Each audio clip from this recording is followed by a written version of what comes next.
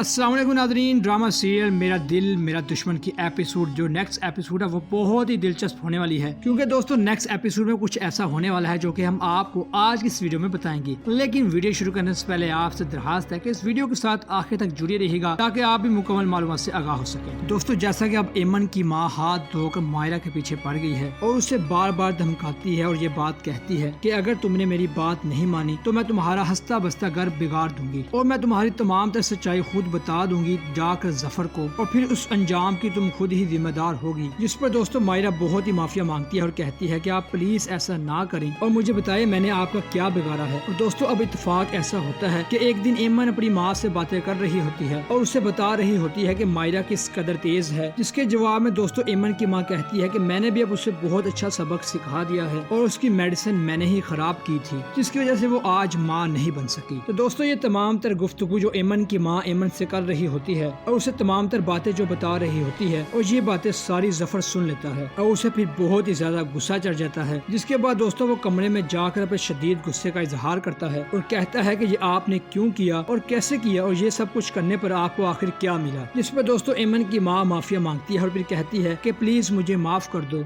जबकि दोस्तों जफर जाकर तमाम तर बातें खालिद को बता देता है। जिसके बाद दोस्तों खालिद भी अपने आपे से बाहर हो जाता है। और दोस्तों फिर बात अब यहाँ तक पहुँच जाती है कि अब वो एमन की माँ को आजाद करने की बात करेगा और उसे छोड़ने के लिए भी तैयार होगा और कहेगा कि तुम्हारी बेटी भी इस तरह ही की थी जिसने हमेशा दूसरों के लिए बुरा ही सोचा और तुम भी वैसी ही निकली हो। जिसके बाद दोस्तों एमन की माँ बहुत ही ज्यादा रोएगी, उसे समझाने की कोशिश भी करेगी कि मुझे माफ कर दो, मुझसे गलती होगी, आइंदा नहीं होगी। लेकिन दोस्तों खालिद माफ नहीं करेगा और आखिर उसे छोड़ने के लिए यानी आजाद करने के लिए रजामंद हो जाएगा। तो दोस्तों आपको क्या लगता है कि खालिद का ये फैसला दुरुस्त है या फिर नहीं, और क्या एमन की माँ यही सजा डिजर्व करती थी या फिर नहीं? और आप अपनी राय नीचे कमेंट्स बॉक्स में जरूर इजहार कीजिएगा। और आपको आज की वीडियो स्टोरी कैसी लगी, और अगर आपको ये वीडियो अच्छी लगी हो तो हमारे चैनल को सब्सक्राइब, लाइक और शेयर कीजिएगा और साथ ही साथ बेल आइकन भी क्लिक कर दीजिए ताकि आप मुकम्मल मालूमात से आगाह हो सके। तो इसी के साथ दोस्तों हमें इजाजत दीजिए, फिर मिलते हैं एक अच्छी वीडियो के साथ। अल्लाह हाफिज।